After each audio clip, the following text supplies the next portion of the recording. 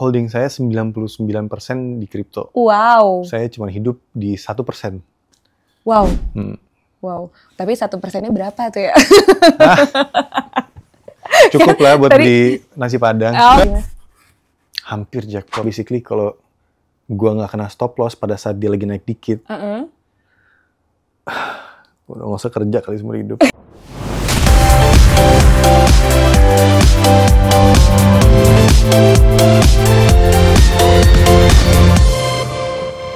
Mungkin nggak sih Mas kalau misalkan di kru ini nanti penggajian dari ekstras yang tidak ada orang tengah atau orang ketiga gitu, itu nantinya pakai teknologi kripto, mungkin Bitcoin someday atau someday. Kalau di Argentina mungkin kita udah bisa. Iya. Iya, jadi di sini kalau ini aplikasi nyampe sana, pasti semua pembayaran pakai Bitcoin atau kripto gitu. Jadi mereka udah terbuka dan saya rasa sih kedepannya dunia bakal mengarahnya ke sana.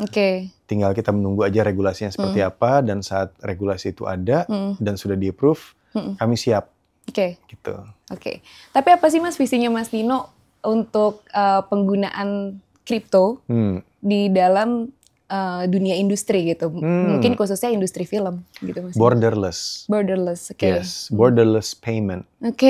So ini sesuatu, jadi udah nggak usah conversion lagi dari USD ke Indonesian rupiah, atau ke euro, atau ke pound sterling. Semuanya bisa dibayar mungkin dengan kripto, jadi borderless aja, udah nggak ada penengah lagi. Sekarang kan penengahnya itu banking. Nah di sini gimana caranya kita bisa borderless, lebih gampang. Banyak investor kan juga masuk ke produksi luar negeri. Nah dari produksi luar negeri kadang-kadang juga harus pergi ke negara yang berbeda, di mana mereka harus syuting di situ. Harus ada payment lagi, mereka harus hire orang lagi. Dengan borderless payment, so easy. Gitu, itulah. Berarti borderless payment gitu ya? Exactly. Jadi nggak ada orang ketiga di dalamnya, sehingga ya berjalan lancar gitu pembayarannya. Betul, tidak ada penengah. Tidak ada penengah, bener banget. Mas, tapi bisa dibilang nggak sih kalau misalkan si kru ini itu merupakan pionir? Pionir, bisa dibilang nggak? Bisa. Karena kemarin tuh aku udah research, aku udah stalk beberapa, kayaknya tuh belum ada yang sejenis ini gitu. Jadi kayak mungkin kalau misalkan di web tuh ada LinkedIn mungkin ya, tapi itu kan untuk kayak whole pekerjaan gitu, bukan cuma di industri film aja gitu. Nah kalau misalkan di film, aku baru nemuin si kru ini. Berarti bisa dibilang sebagai pionir atau gimana tuh Mas? Saya bisa bilang untuk Indonesia udah pasti, terutama menggunakan blockchain. Kalau di luar negeri penggunaan blockchain di dunia film mungkin sudah ada. Banyak mungkin iya atau tidak, mungkin ada yang belum kedengeran apa yang udah lagi develop, saya nggak tahu. Cuman yang jelas untuk Indonesia, kru yang pertama, Malaysia yang pertama, Filipina juga. Jadi banyak di negara yang third world countries atau emerging countries like Indonesia, Southeast Asia, Afrika, Nigeria, itu belum ada. Makanya kru mentargetkan memang khusus untuk infrastruktur di situ. Gitu. Mas Nino, kita tuh Indodax tuh belum lama ini juga punya film. Film apa? Film beneran, namanya 13 Bom di Jakarta. Mas Nino udah sempat nonton belum? Sempet dong. Sempet nonton ya? Kan ada kita punya advisor juga dalam situ. Gitu. Si Bimo jadi advisor kita. Oh, wow. Ya, tapi shout out to Bimo. Iya Mas, film 13 Bom di Jakarta. Tadi kan Mas Nino udah nonton kan, itu film tuh sebenarnya tentang perjalanannya Indodax gitu. Which is kayak nengahin terorisme pakai Bitcoin waktu itu. Nah itu kan jenis filmnya itu sebagai film action. Menurut Mas Nino gimana sih dengan adanya film yang menggabungkan antara industri dan kripto? Itu pandangan Mas Nino tuh gimana? Berarti jatuhnya edukasi ya? Lebih ke bisa pecahin masalah sih kriptonya. Menurut saya itu ide yang bagus sih, karena masyarakat luas mau haluannya kemana pasti dari entertainment. Mulai dari film yang kita suguhkan. Contohnya gini deh, zaman dulu disuguhkan film mengenai alien. sekarang tiba-tiba hal itu sudah menjadi norma biasa. Dan kita mencari memang benar ada alien gitu. Contohnya kalau enggak universe, flying car atau apa pokoknya sesuatu inovasi baru yang tadinya difilmkan dulu. Dan tadinya kita pas ngeliat masih kayak cuma fiktif aja, akhirnya menjadi sesuatu yang memang bener ini ada nih, dan kita memang udah bisa buat gitu kayak teknologinya. Saya rasa kripto ini kalau melewat jalur film untuk memperkenalkan atau menjelaskan bahwa ini bisa memecahkan masalah loh. Saya rasa mass adoption-nya bakal bisa gitu. Entertainment menjadi satu vehicle untuk marketing penjelasan kripto itu kegunaannya apa. Jadi dari yang tadinya kita masih bayang-bayang kripto ini sebenarnya apa sih, investasi macam apa sih gitu. Terus jadi bisa ngelihat kalau misalkan ini tuh bener adanya loh gitu. Bahkan bisa mecahin masalah gitu. Mungkin dari film dulu nantinya adopsinya akan massal gitu ya Mas. Mudah-mudahan. Soalnya kita nanti kita ada fase 2 juga. Di mana kita ada film funding raise. Di mana kalian bisa invest juga di film gitu. Ini yang kita pengen suguhkan kepada semua orang bahwa dan kalau menggunakan kru otomatis kita bisa mengedukasi mereka kegunaannya apa blockchain gitu loh. Salah satunya di film funding itu yang kita bisa lakukan. Ngomong-ngomong soal kripto Mas Nino ini kan salah satu BA dari Lace ya. Betul. Lace Coin gitu. Tapi sebenarnya cuma BA aja atau emang beneran invest kripto nih Mas Nino? Saya holding saya 99% di kripto. Wow. Saya cuma hidup di 1%. Wow. Wow. Tapi 1%-nya berapa tuh ya? Cukup lah buat beli nasi padang. 99% di kripto tapi 1%-nya berapa teh gitu mungkin ya. Ya tadi cukup lah ya buat beli nasi padang sama tempat-tempatnya gitu mungkin ya. Enggak. Mas Nino berarti Mas Nino itu juga invest di kripto gitu ya. Tapi lebih tipe ke investor atau memang trader atau memang trading di kripto? Saya itu suka dua-duanya sih. Suka dua-duanya. Jadi memang ada investment yang saya nggak pegang, taruh aja di cold wallet, that's it. Dan itu di Bitcoin sama Ethereum. Itu 2 aja. Terus sisanya itu ya di trading apa-apa. Jadi kayak ada di beberapa di Indodax juga. Trading di situ. Apalagi kemarin-kemarin tuh pas 2020 itu rajin banget Indodax, main trading terus 2021 lagi naik-naiknya. Itu enak banget sih pelajarin yang namanya candlestick, terus dia punya movement seperti apa, kita mau day trade, mau swing trade, kayak gitu sih. Dan akhirnya kalau sekarang lagi ada waktu, itu trading jadinya. Berarti Mas Nino lebih suka fundamental atau lebih ke technical atau dua-duanya mungkin? Dua-duanya pasti. Dua-duanya. Iya, cuman kalau untuk si day trade lebih ke technical sih.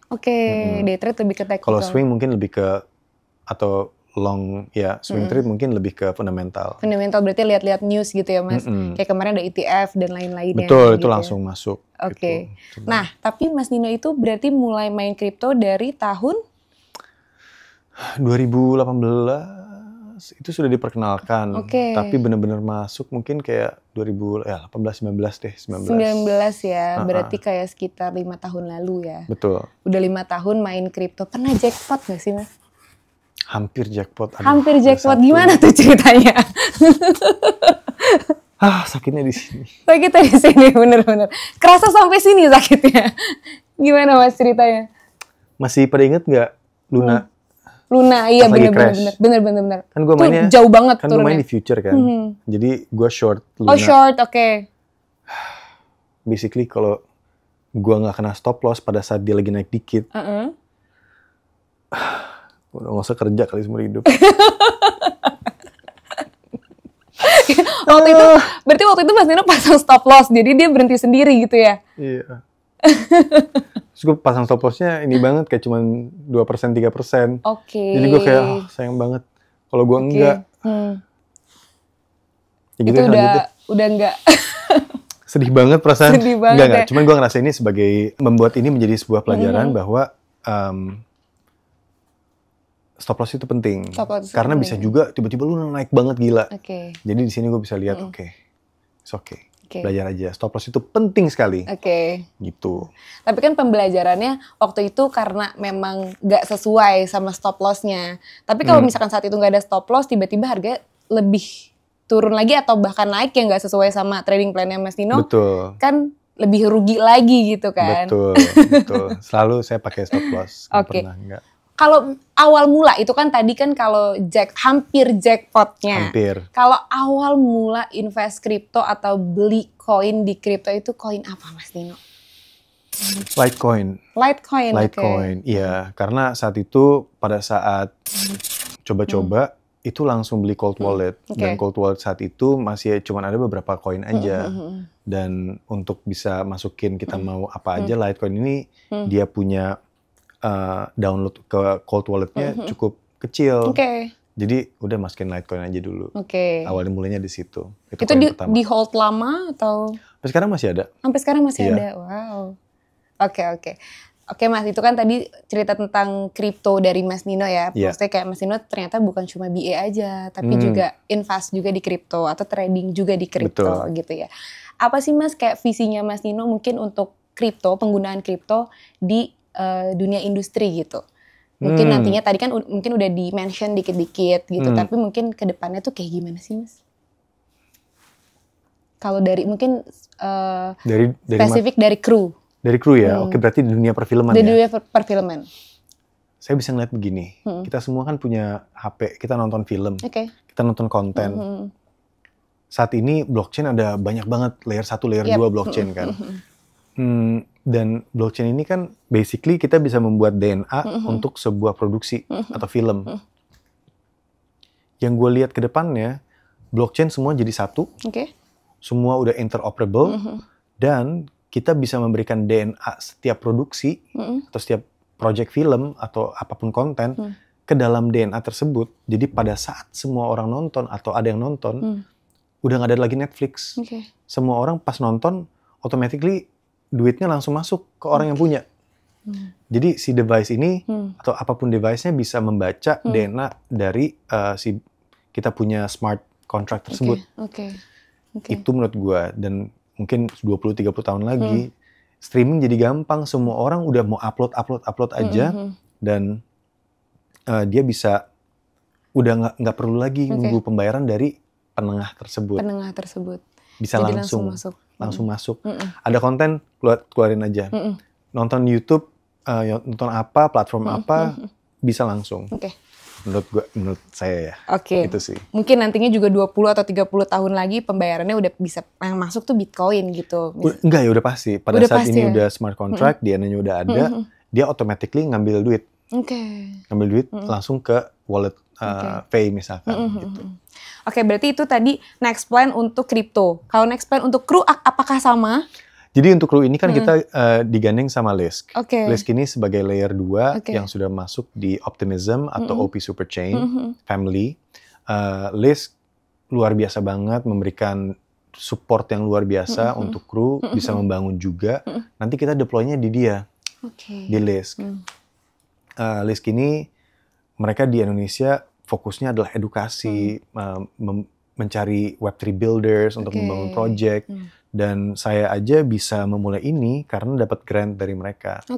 Dan mereka ada grant program untuk builders yang mau deploy project. Dan misalkan keren, kita fokus ke RWA atau real world asset gitu. Dan plannya untuk kru tetap masih dengan Lisk, dan kita pengen ke depannya meng-onboard Southeast Asia dan Nigeria. Itu sih yang jadi fokus kita. Southeast Asia, berarti Afrika dan Asia gitu ya? Afrika dan Asia. Afrika dan Asia. Betul. Kenapa nggak Indonesia dulu, Mas Nino? Nggak, Indonesia dulu. Oh, Indonesia dulu. Indonesia dulu. Cuma nanti menjalar ke atas, sampai ke India. Dari India nanti kita ke Nigeria. Gitu. Berarti salah satunya nanti akan dideploy sama Lisk untuk kru ini gitu ke depannya ya. Dan mungkin nantinya semoga yang tadi Mas Nino sebutin semua tuh pokoknya sistemnya semua jadi berjalan modern, terus nanti bisa pembayaran langsung masuk tanpa adanya orang ketiga gitu ya. Yes, dan semua orang Indonesia terkonek. Dan semua orang Indonesia terkonek, jadi mereka nggak bingung-bingung lagi cari kerjaan, khususnya di industri film. Betul. Gitu. Oke deh, itu tadi next plan dari kru, dan artinya juga last question dari Faye gitu. Oh no, cepet banget. Emang udah 3 jam ya?